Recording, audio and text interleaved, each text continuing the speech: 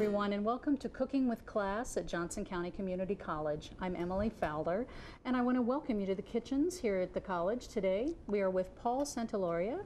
He is a culinary arts instructor at the Northland Career Center in Platte City, Missouri, and you said right across from the Platte City Water Tower. Exactly. So we probably know where that is. Yes, sir. And so you are in the business of teaching high school kids what it's like to be in the culinary industry, and you help send them our way sometimes Hopefully. when they want to continue in college. Exactly. But tell us exactly what they learn when they're in your program. I have a high school juniors and seniors, basically from the North Kansas City, Park Hill, Liberty, with West Platte, North Platte, Smithville, and obviously the Platte County R3 school districts have the opportunity to come to my program. I would consider my program a basic foods class for my first year students and an intermediate to somewhat advanced foods class their second year. They would come for a period from 7:45 till 10:30 in the morning session, or 11:40 to 2:30 in the afternoon session. Okay, and when they leave your program, they can come and go to culinary school, or could they be employed in the culinary Exactly. industry at that point? They have, if they complete the required number of competencies, they would receive a certificate from our program.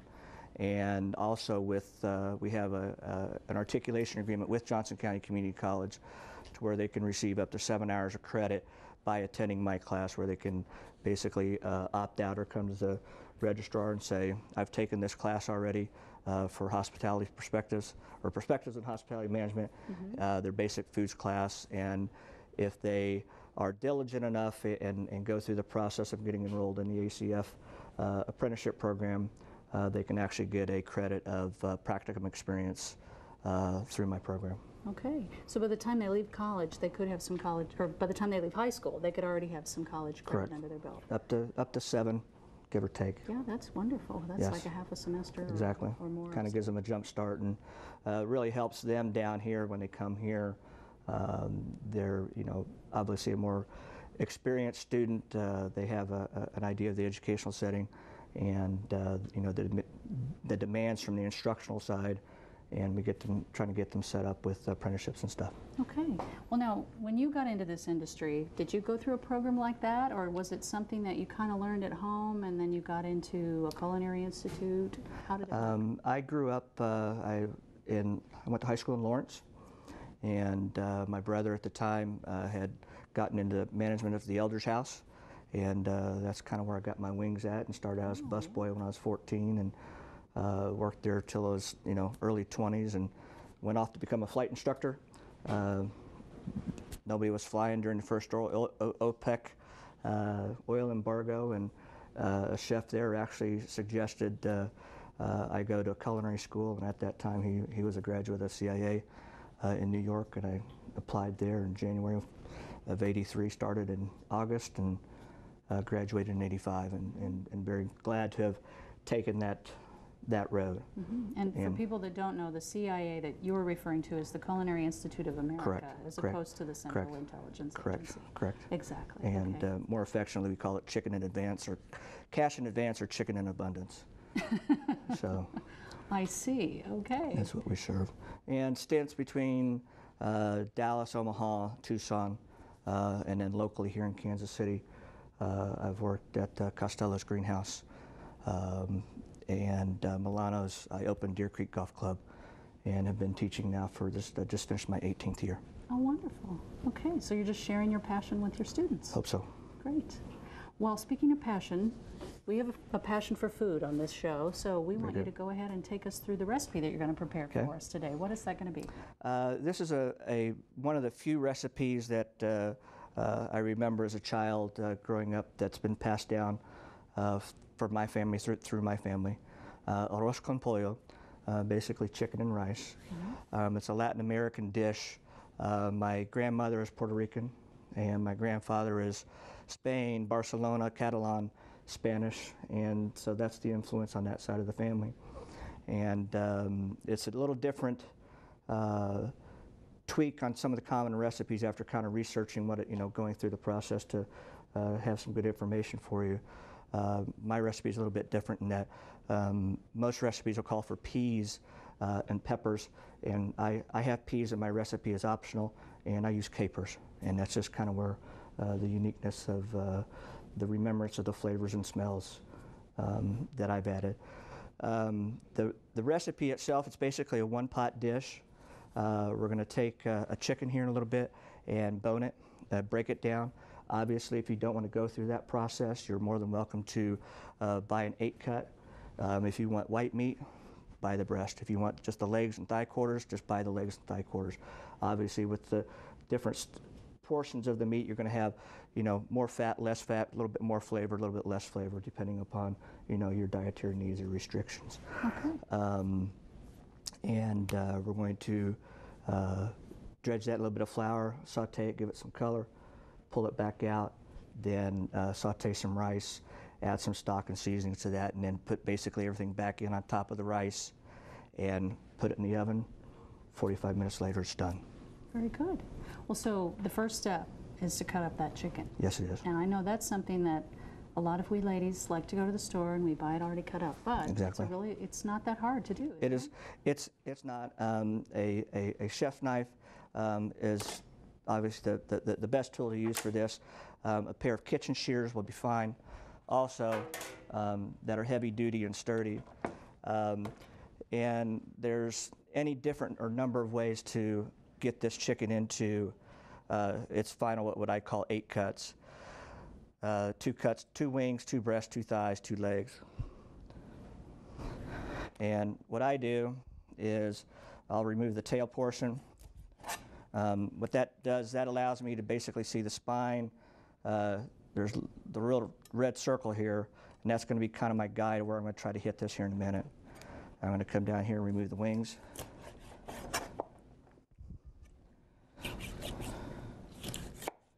Having a nice sharp knife makes it easier, doesn't it? Yes, it does. It's invaluable in our field. Now, here, when we're doing this, if you'll notice, my fingers are removed or way back from the from this area, and what I'm going to try to do is hit basically that first ½ an inch or so of the blade of the tip of the knife on that spot, and then I'm going to stand it up, and then I'm going to stand it up.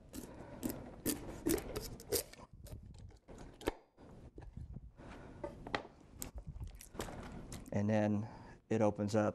From here, I'm going to remove off a little bit of excess fat.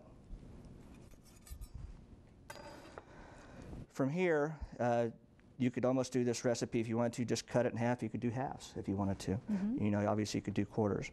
There's a little piece of white cartilage here. It's right here. And what we're going to do at the tip of the knife is just hit that just right on the tip. And that's going to loosen that from this. Where see this dark red, that's the bone. It's just going to pop off that keel bone. And then I'm going to run my thumb down one side, down the other side, and pull that keel bone out. And restaurant setting or whatever, I'd obviously use that for stock. And then I'm going to come down the middle here.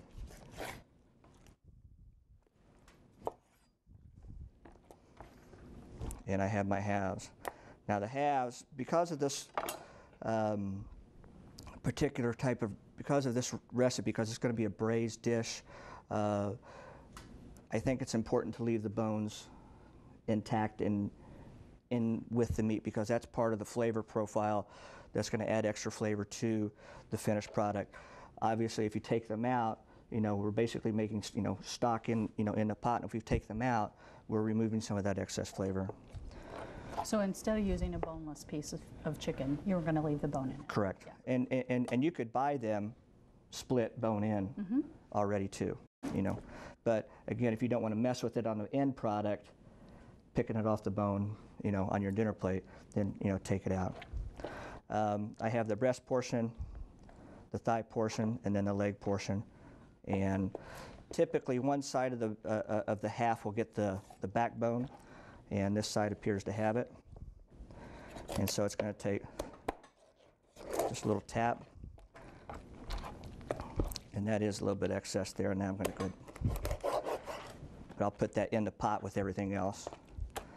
So I have this.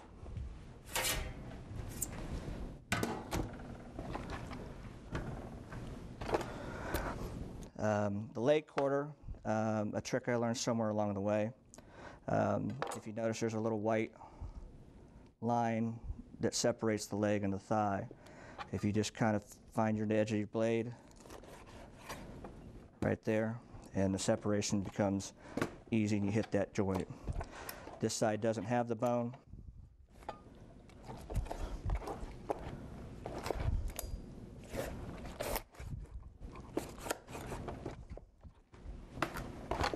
Breast. Again, I'm looking for my white line. I'm going to remove a little bit of excess fat. That, you know, that's stuff that we don't want in it. 'Cause that's excess. This other stuff is going to be good for the, you know, for the end product. But then, you know, some of this stuff is going to be excess, and we want to remove it. And you said you are going to cook the back with the other. Yeah, pieces I'll throw that piece in there. Okay, You just know, for flavor. right? It's kind of like the neck bone. It's just something that's going to add to it, and it's going to be something large enough that I can easily pick it out and remove it. Okay. So then I have the thigh and the thigh, and strictly for decoration, you can fold those wings back, take the wing, fold it back over the top, Okay. and you have the finished pieces. Okay, so our 8-piece chicken. 8-piece chicken. Okay. And then from here, I'm going to set this aside for a minute. Wash my hands.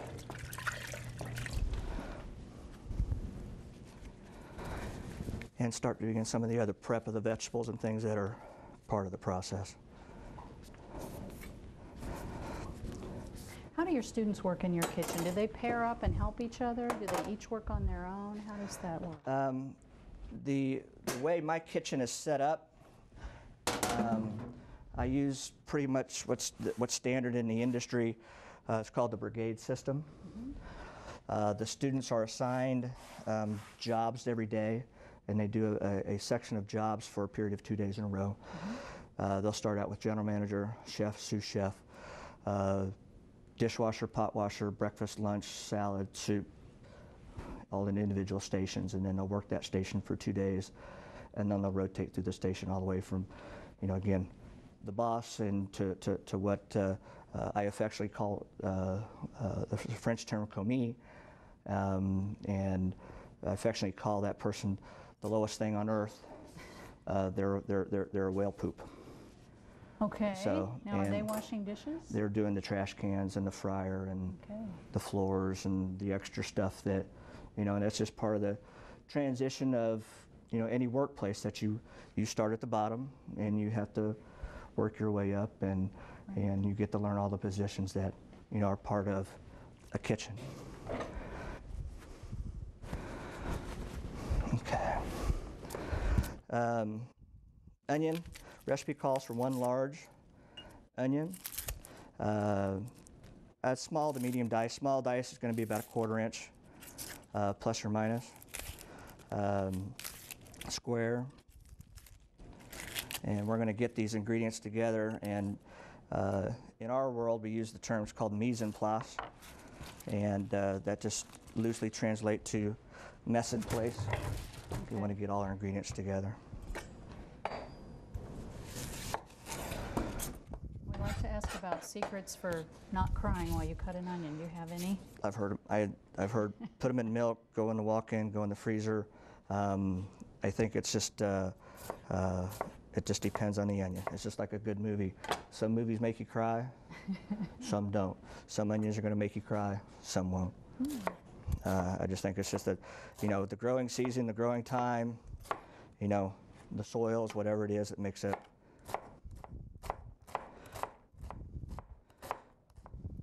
So I do a cross cut, 90 degree, and so hopefully end up with minimal waste. One of the things that I try to get my students to do, or not to do actually, is to use their knife as a board scraper. Little ticks like that are fine, but because every time you're doing that, you're running your edge along the board and you're actually dulling it.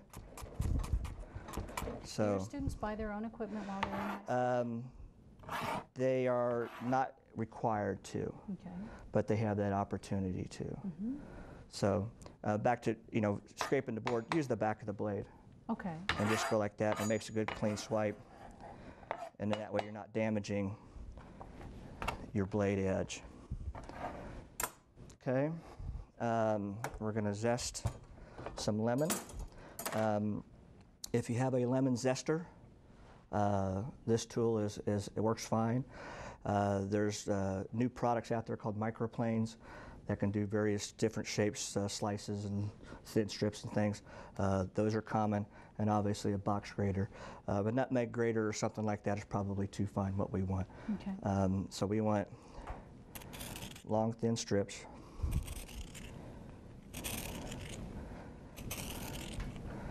And you could do this to, even, lemons that you're going to use for tea. Do this. You could candy them, which is what I'm not going to demonstrate it here, but it's going to be part of my end product for my garnish. And then you would use that. Let me see here. Set my lemon. Okay. And then we would juice. And you can use a strainer. You can obviously use a lemon or citrus zester. It's got the little crown-shaped thing when you run your. Because you want to catch those seeds. Try and catch all the seeds we can. Let's start a lemon farm. We'll move to Florida. Great item, put in your disposal in your sink. Helps the clean out some of those kitchen odors that may be rampant. That you don't want. That you don't want. Okay. Chopped parsley.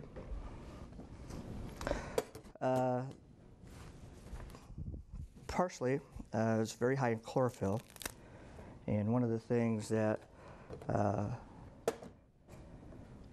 it's going to produce for us, when we have the opportunity to wash or not to wash vegetables after they're done to a certain stage. And parsley is one of those things that if we tend not to wash it and we put it in our dishes, they'll get clumpy, and there'll be like a clump of parsley. And so if we wash it, it tends to help that separate and become flaky as opposed to clumpy. Okay, and if you kind of notice here, I have the product in the red bowl has been washed and how flaky it looks and dry, and the product in the blue bowl has not. And if I would pick it up, it really clumps together. It just clumps together, and as opposed to this, but it sprinkles. As opposed to this, it's just going to clump. Okay. Not attractive. And the end product is, if we wash it and we strain it and we save it, we have the chlorophyll that's extra that we can take and then use to color other rices, or if we're going to make spinach ravioli or something else, we need something with green color, we have this end product here that we can do this. And then if anything, you don't want to do that, then you can always just drink it. Oh, really? You want to try some? I'll let you go first.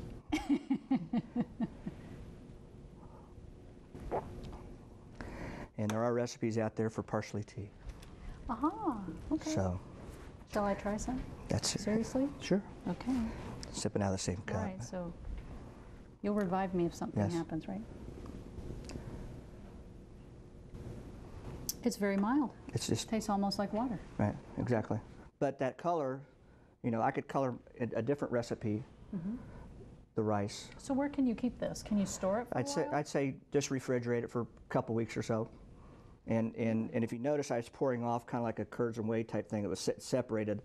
the solids fell, or settled to the bottom, and the water, came to the top, and I just poured that off. Wow. So. Very nice.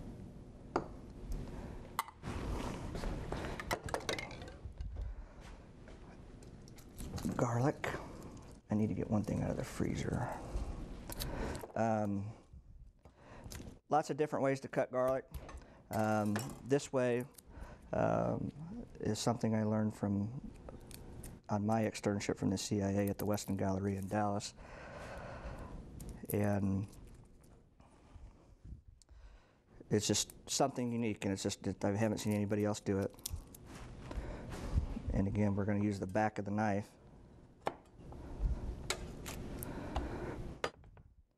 The handle of my knife needs to be off the edge of the table because my fingers are too big. Okay. Okay.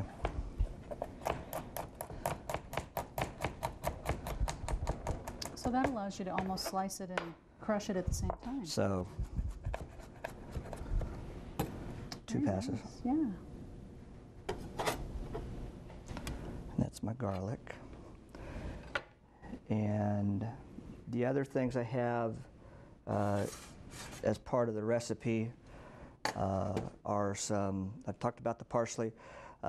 This is actually some annatto powder, A-N-N-A-T-T-O.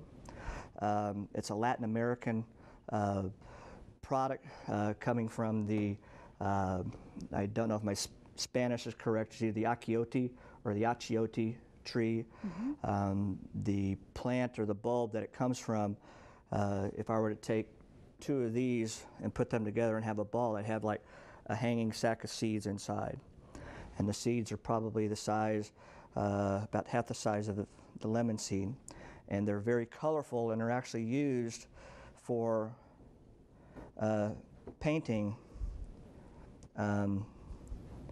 in those cultures. They do skin painting and things like that, kind of like a henna product. Be careful working with it because it will stain. If you have a porous sink at home and you're pouring off the residue, it will stain. So what I have here, I have the powdered product, and then what I took is the seeds, and I actually added salad oil, vegetable oil to that, and then brought it to a simmer and let it cook for probably about 5 minutes, pulled it off, let it cool, and so I have the oil. Okay. Okay, that's going to be part of this. All right, so now we're going to work on... We're going to dice some bacon. A kind of again, not a trick or an alternative method to do that. If you're ever looking for a nice crisp dice on a bacon where it's nice and square, if it's a matter of importance to you on a garnish for a salad or for any other dish, what you can do is place it in the freezer, just 5 or 10 minutes, just till it becomes rigid. And that makes it much easier to slice. And then I'm going to take it down the middle.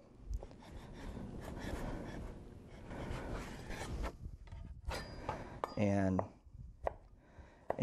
it keeps that bacon, at a temperature that's manageable, because when it gets too warm, obviously it's going to start to get soft and wiggly on you.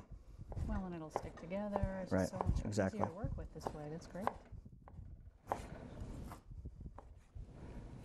Okay. And then from here we start cooking.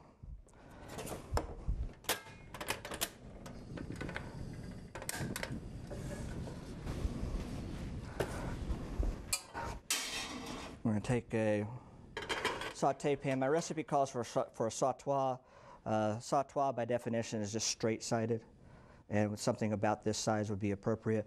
A little bit smaller would be okay, but tend to get a little bit crowded. Okay. Too much bigger, wider, especially for one chicken, then it becomes too wide, and then the liquid during the cooking process will evaporate too quickly. Okay. So the straight sides help keep the liquid in the dish. Right. Okay. And then obviously we want something, if we don't have a lid, foil would be fine.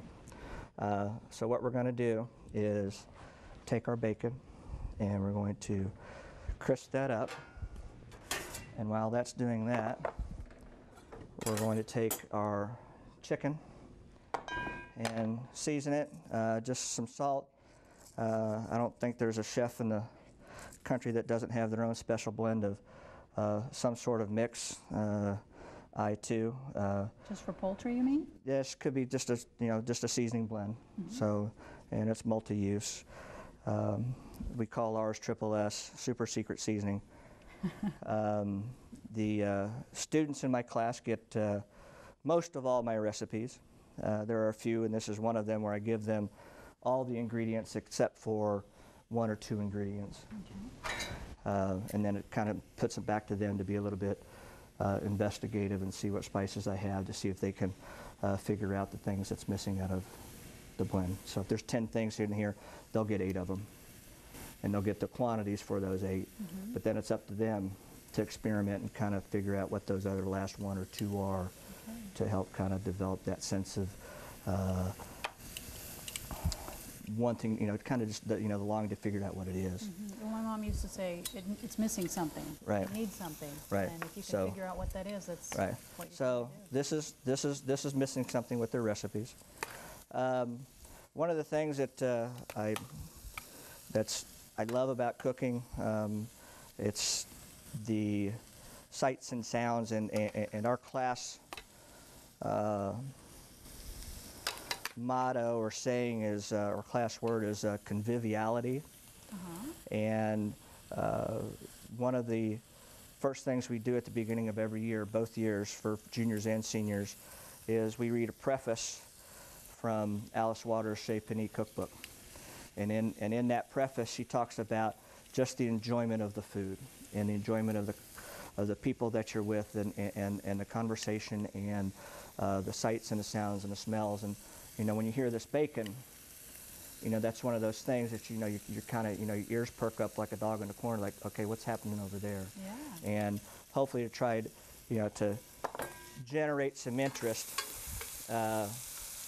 in the meal. And then obviously bacon has its own aroma, and it's kind of an automatic head turner for most.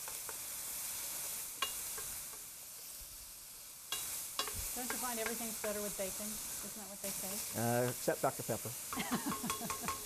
Okay, I'm with you on that. So anyway, in this step, while that's still cooking, I'm going to dredge in flour. There are recipes that omit this step. I like to, because I think it adds an extra depth of color to it. And it also aids in the thickening process of the rice once we get the rice and the stock and the liquids and everything together in a little bit. So I'm going to go wet hand, dry hand. Now you've got flour in there, and then salt and pepper? Salt, pepper. Because when you season things, especially with salt and pepper, because typically those spices and seasonings are going to be heavier than the flour, they will tend to fall to the bottom. So you see people, well, why are you salt and seasoning this and then seasoning this? Because a lot of times just half of what you're putting on there is falling off. Okay. So we want to have the appearance of over seasoning, but we're really not.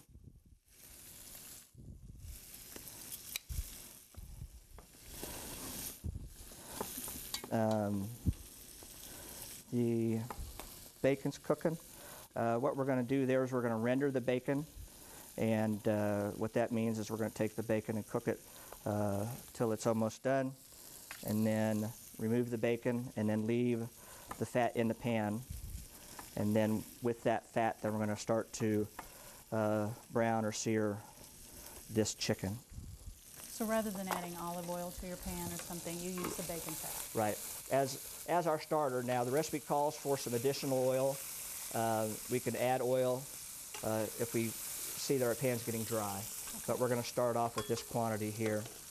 At home, when I did a sample of this, the temperature on my electric stove was like 6.5 on this temperature. So it wasn't too hot to burn it, but it was hot enough that it did its job.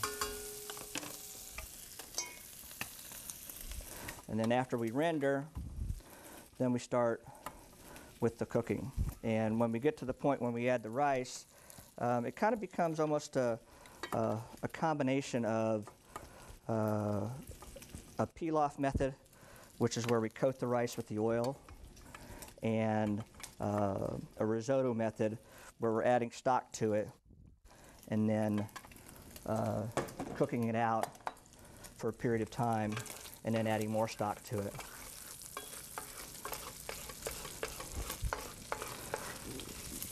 The other spices I have in here are cumin. Cumin is actually the second most used spice in the world. Oh, really? Next to pepper.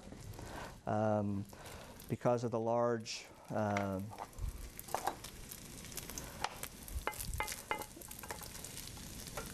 Hispanic use, and then the Middle Eastern African uses are very large users of the spice cumin. So we're going to take that off. We're going to get those out. We're going to turn our heat down just a little bit here. Now this bacon's not going to go to waste, right? Oh no. We're going to put it in your parsley tea. Well, that would be interesting. Okay, now skin side down. Mm-hmm. Now obviously you want to hear that good sizzle.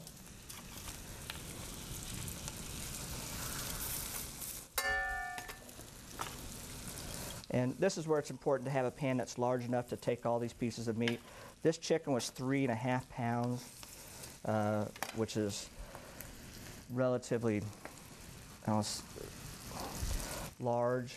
And, you know, in the old days you could get a 2.5 pound chicken, you know, but it seems like today everything's bigger and not always better, and that's the case with chicken sometimes. These birds are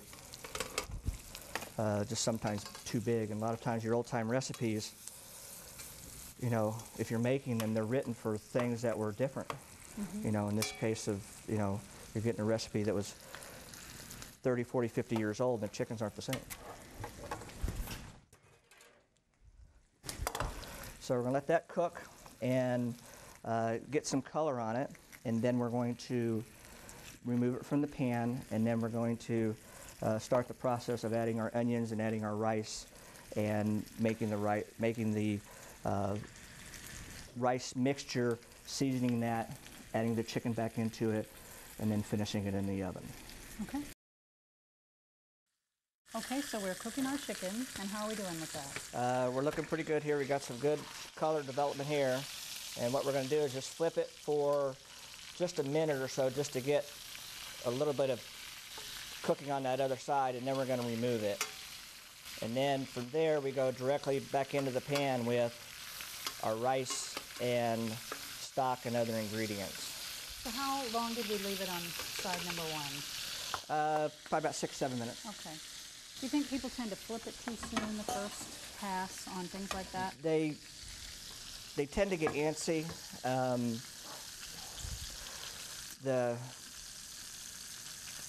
I don't want to say an analogy is that people get too handsy. They just, they want to pick, they want to check, they want to see what's going on. Let the cooking do what it's supposed to do. You know, and every time we lift and flip and turn, we're taking away heat. We're taking away that opportunity for that caramelization and browning to occur, whether it's on chicken or beef or whatever. Now this is still very raw, okay? But it's going to finish cooking in the second part of this cooking method, which is actually called braising, because we're doing two methods in one. The first part is the searing part. The second part is where we're going to cook it in the liquid with the rice and the rest of the vegetables. And this will really continue to cook even now? Yeah, for a little bit. You know, because since we haven't cooked it so much or for too long, there's not a whole lot of residual heat for carryover cooking to really affect it. Okay. But it's not going to go anywhere for the 5 minutes. We're going to be ready to go back in the pan. So we have all these good drippings down here, the pan drippings. And so what I'm going to do is take my spoon, and I'm just going to loosen those up a little bit. If you have some that maybe appear a little bit darker or burnt, I would probably just try to remove those and not keep them in your pan. If it's something smaller that you can remove, that little piece of bacon that might be stuck there. So we're going to remove this.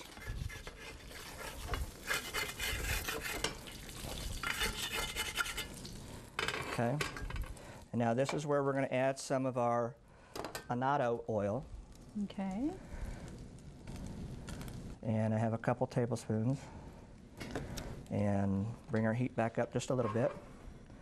And then we're going to saute our onions. And again, we have the sense of the sound that lets us know that we're at the right temperature for this to be happening. If we put our onions in the pan and we don't hear anything, then our pan is not hot enough. And you'll see that the onions, the color that they're turning is because of that oil. Mm-hmm. And the onions in here will help also us remove the fond that's stuck on the bottom of the pan here with our spoon, and we can remove that.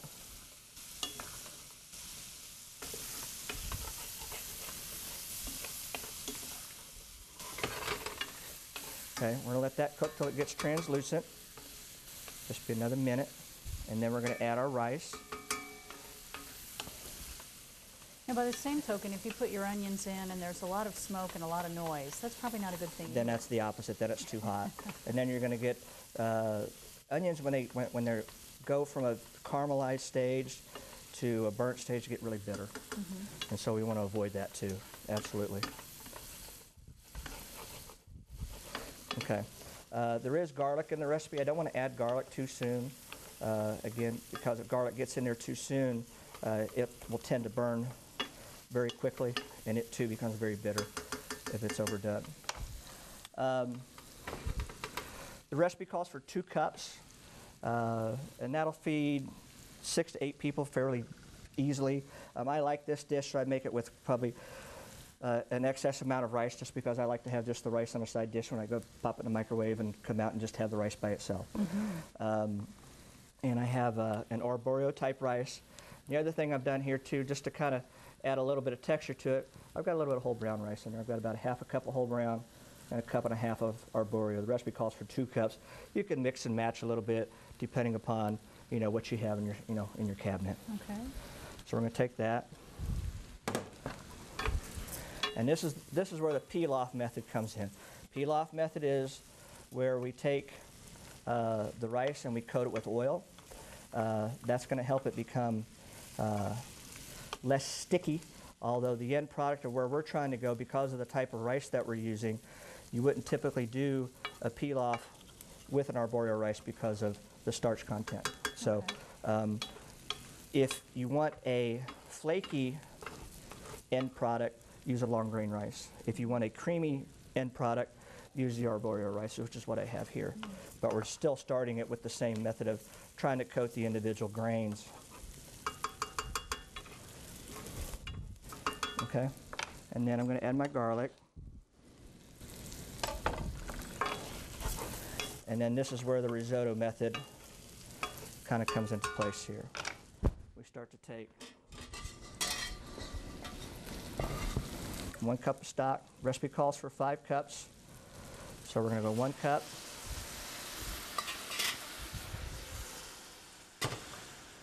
And then we're going to let this cook down until it basically is au sec, till it's dry. Mm-hmm.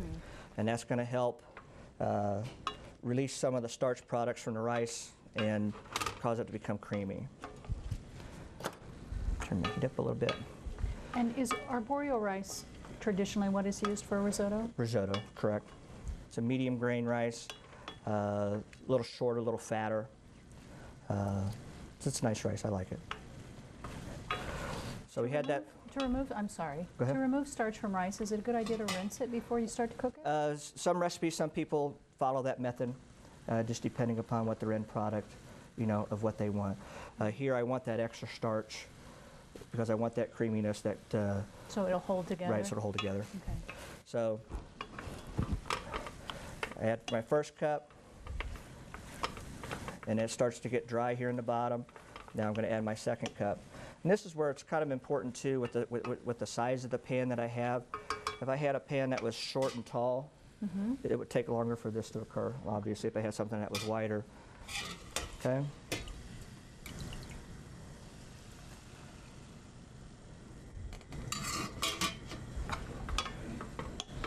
And do you make your own stock always?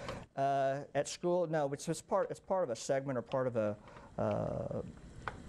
course or chapter within in my school or in my program.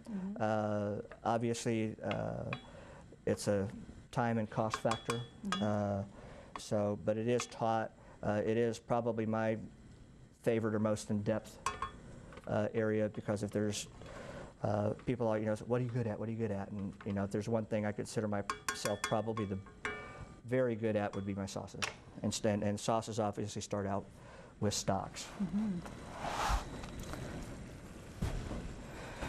So we put our second cup in, and I haven't added any salt yet, other than just a little bit on the chicken.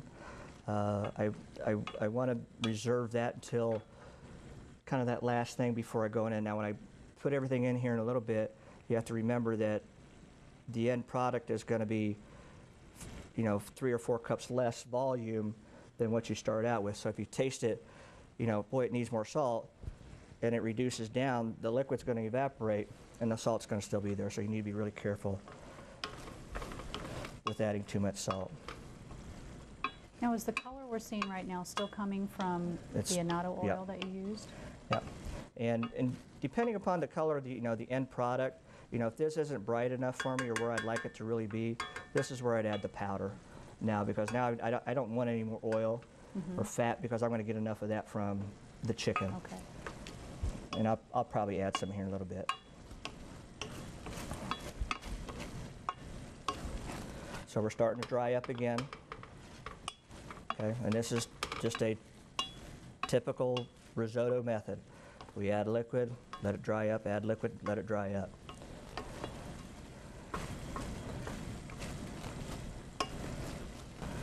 Except we're going to add liquid, season it, cover it, and then it goes in the oven.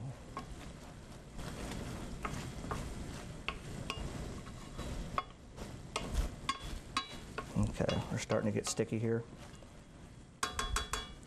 Okay, and now we're going to add 3 cups. 1, 2, 3.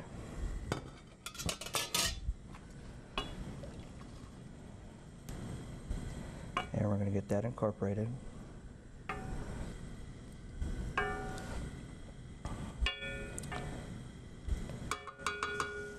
And then this is where I come in with my parsley.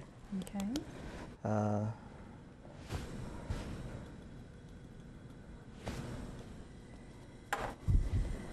Come in with my lemon juice.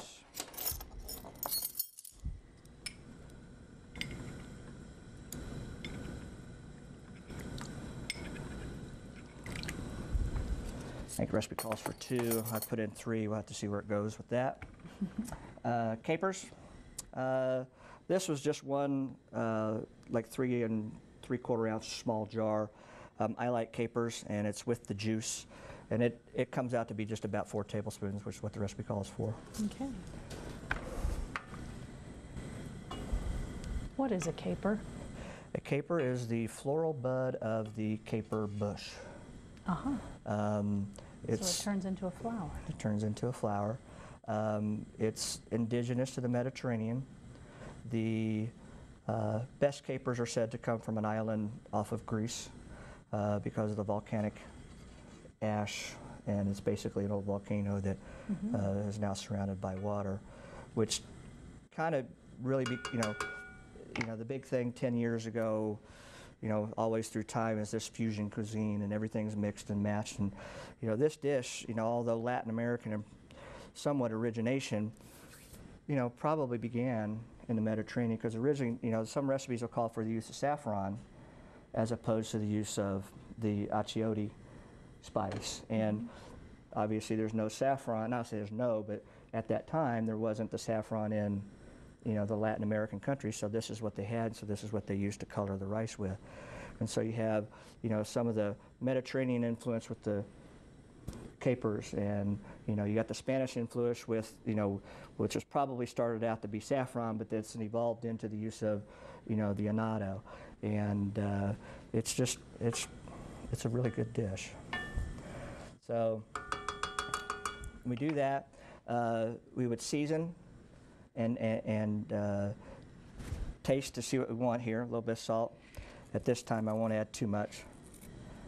A little bit of pepper.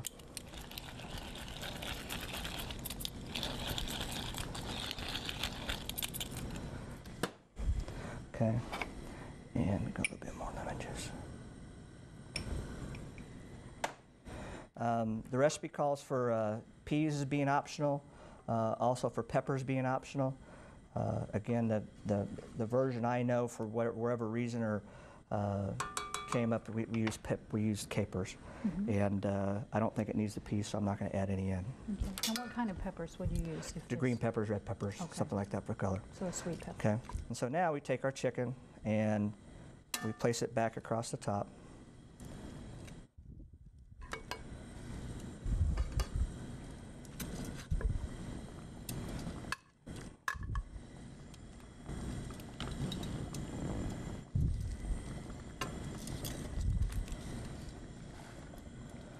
And this is where it's important, again, because of the size of the pan. It's big enough to hold the chicken. So I've got all my good color coming up across the top of here. And then from here, what we would do is either our lid, foil will be fine, and then we put it in the oven for about 45 minutes. Okay. All right, now we are cooked, and we're going to take our dish out of the oven. Exactly. Okay. Now you cook this for about 45 minutes, 350. And then after we pull it out of the oven, we want to let it rest for 5 or 10 minutes to kind of let everything kind of marry and kind of meld back together. So we have it on our stove top.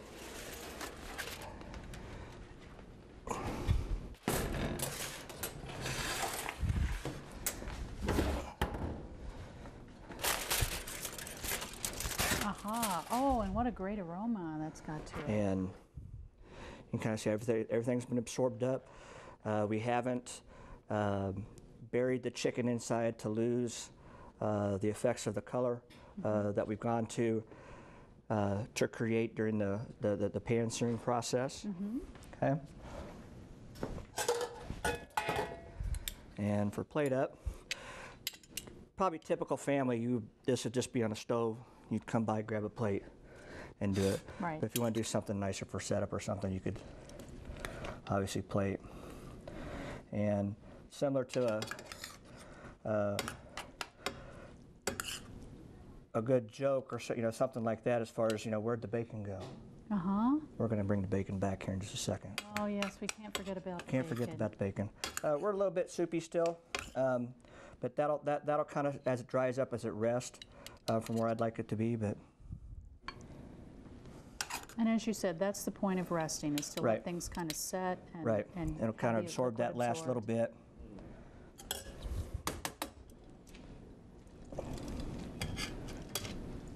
Get it on here.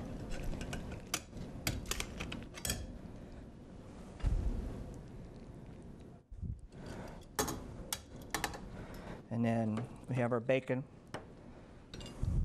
We're going to kind of sprinkle across the top. And then the lemon that I zested earlier, again, it's coming back, but it's coming back in a candied form. All I did with this was took the lemon peel, boiled it in a little bit of water for just a minute, drained off that excess liquid, and then added 3 or 4 tablespoons of sugar, double that amount in water, cooked that down until it was syrupy, let that cool, dredged it in some sugar, placed it in a low temperature oven until it dried out. So that's kind of my own little tweak or twist on it, but it kind of gives it a little bit of a different kind of end product. And looks really attractive. A little more parsley.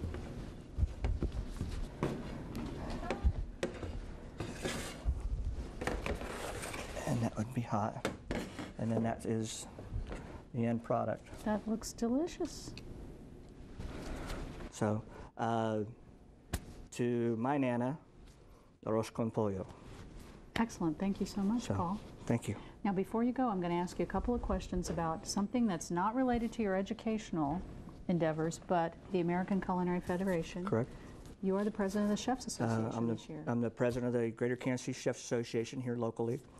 was elected in November. We have about 290 members locally, about 130 student members, apprentices here at the college, and about 140 chef members within the greater Kansas City area to Manhattan, up to St. Joe, obviously Lawrence, Topeka included. And we provide an opportunity for chef members to kind of get together and socialize once a month. You're more than welcome to check our website, kcchefs.org, to see if we have any upcoming events and dates. Annually, we have a fundraiser, usually in late September, first part of October, and the proceeds of the event go to the American Culinary Federation Chef and a Child Foundation, and locally we've given to Operation Breakthrough, and we're doing a Healthy Kids for Healthy Communities project here this summer, and we're trying to get active into the community, and that's the best place to start with the health and nutrition for young children. So wonderful. Well, thank you again for coming in today. Glad to. And we're going to have a bite of Arroyos con Pollo, but before we do that, I want to remind you we've been cooking with class here at Johnson County Community College, and if you'd like to see the recipe that Paul prepared today, or if you'd like to learn more about our culinary program, please go to our website, www.jccc.edu, and we'll see you the next time.